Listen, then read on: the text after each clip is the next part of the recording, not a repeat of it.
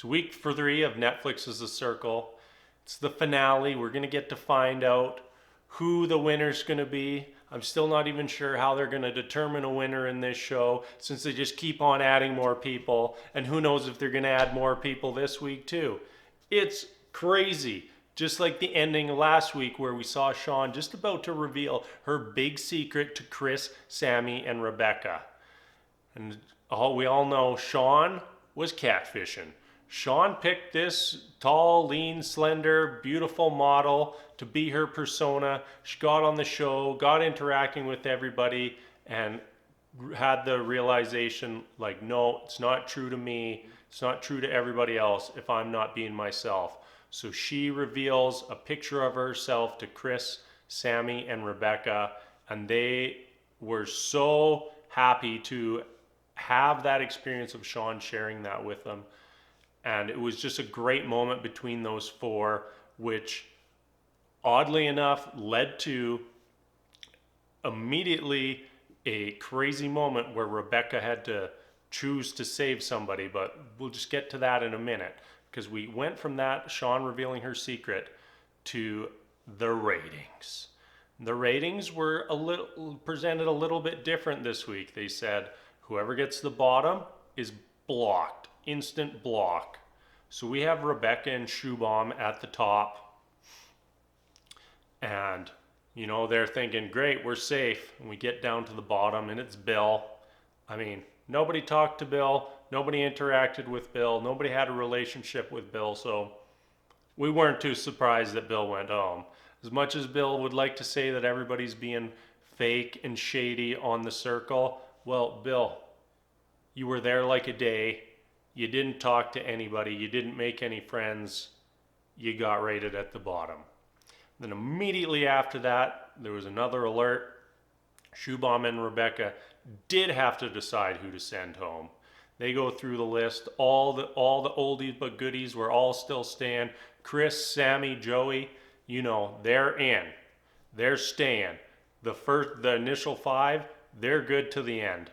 And it comes down to Rebecca deciding between Sean and Adam. And Rebecca and Adam have this very weird catfish on catfish, flirtatious relationship. But on the other hand, we just had Sean reveal her true self to Rebecca, which ultimately led to Rebecca choosing to save Sean over Adam. It seemed like a very hard decision, but it led to an incredible moment when Adam, who was actually Alex, and Rebecca, who's actually Seaburn, finally meet. It was amazing. Just two catfishes coming together for the world's greatest hug. They even threw in an awkward hug with that big bear. And now I'm excited to see what's going to happen next. No more new people coming into the circle. We're whittling it down to the finale now. We're at 7 people. And the first thing that happens afterwards is, hey, let's have a game where we call each other out. It went pretty interesting. Some people kept it very mild and bland, but one person who really got called out, Rebecca. Rebecca got called out by Ed and Joey, and yeah, I think her popularity is on the down. Then we went straight to ratings, and people were finally getting real strategic about the ratings. I had a hunch that Joey was going to win because he's really just managed to just get in everybody's good books, and nobody was really considering him much of a threat in the game. Everybody loves him. And all of a sudden, bam, he's number 1. And the twist this time around is there's no revealing of the rankings. We just go straight to one person finding out they are the super influencer. So the aforementioned Joey, he comes out on top, and then he's informed he has to go to someone's room and block them in person. Joey had an agonizing decision. He thought about knocking Rebecca out of the game, but ultimately landed on Sean. and sent Sean home. I think Sean was a little bit choked. And once again, we have the whole, you come in late to the game, you just don't survive. And we've seen that all season long, and the trend continued again. So that's all for our second episode. 2 more before we're all done tonight. All right, now I've seen the finale. I decided to watch the last 2 episodes together since there wasn't really a lot happening. Ed got sent home. It was pretty anticlimactic because everybody knew Ed was going to go home. He didn't really have the connections with anybody outside of Joey. And at that point in the game, it was pretty clear that the original 5 were all loyal to each other, and they were going to take each other to get to the end. The one thing that was interesting is how quickly people did start turning on Rebecca, aka Seaburn, right near the end after being called out by Joey and Ed. And throughout the season, there'd just been a lot of red flags. And like, you look back on it, like when Rebecca asked if anybody thought Chris was cute right at the start, her description of how to have a period, or I don't even know what that was. It was quite interesting. The whole flirting stuff with Adam, red flags all over. But everybody was in so deep, the relationship was so bonded that they just stuck together, catfish or not. So Ed goes home. We're done the final ratings. We're just waiting to find out who the winner is. And everybody sits down for a face-to-face. And this is the first time people actually find out that Rebecca was a catfish. Shuby seemed to be very much on cool with it. Maybe a little disappointed it wasn't Rebecca, but still seemed like he genuinely liked Seaburn. And I'll be honest, Shuby is just my favorite person from the whole season.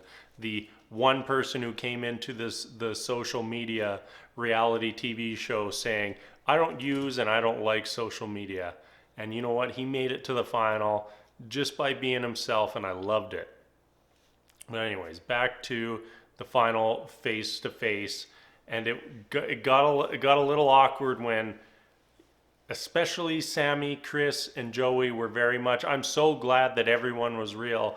I'm so glad that you were all the real person. And then Seaburn's just sitting there like, well, actually, I was a dude playing a chick this whole time. But we got past that. We go to the finale. There's a lot of recapping, a lot of just interviews with the final 5. And then we came down to the reveal. And in my mind, I thought, it's really going to come down to Joey and Shuby. And it did. But as much as I was rooting for Shuby, I just knew deep down inside, Joey was the winner of the circle. And I really think that he had an interesting journey through the show, and I think that in the end, he did deserve to win. He maybe came off a little douchebaggy at the very beginning of the series, but I found he quickly put that in the past and was just a very loving and caring person, and that's how he comes across even in person. So I'm glad that he won. Even though I was rooting for my boy Shuby. Overall, this was just a very weird and interesting show. It's a bizarre concept, 8 people totally separated, don't have that much contact with each other outside of being able to send a few messages each day and put up a picture and a post. It's very hard to get much connection or like be able to judge somebody based on that small of interaction.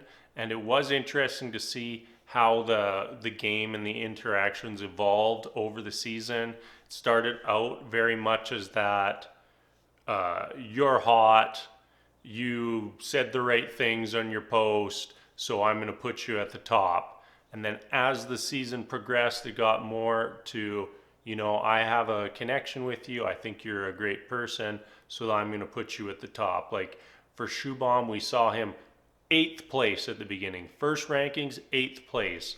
And throughout the season, he moved right to the top. He was the influencer 4 times. And goes to show that the game just wasn't that Instagram reality. It just became more reality. I'll be interesting to see if they come back with another season of this. I have no idea how successful this show was. I would be interested in watching it again. I think that they'd probably throw more twists and catfishes and that sort of thing at the game, and I would just like to see that. So, who knows? Whenever we're back, I'll see you again.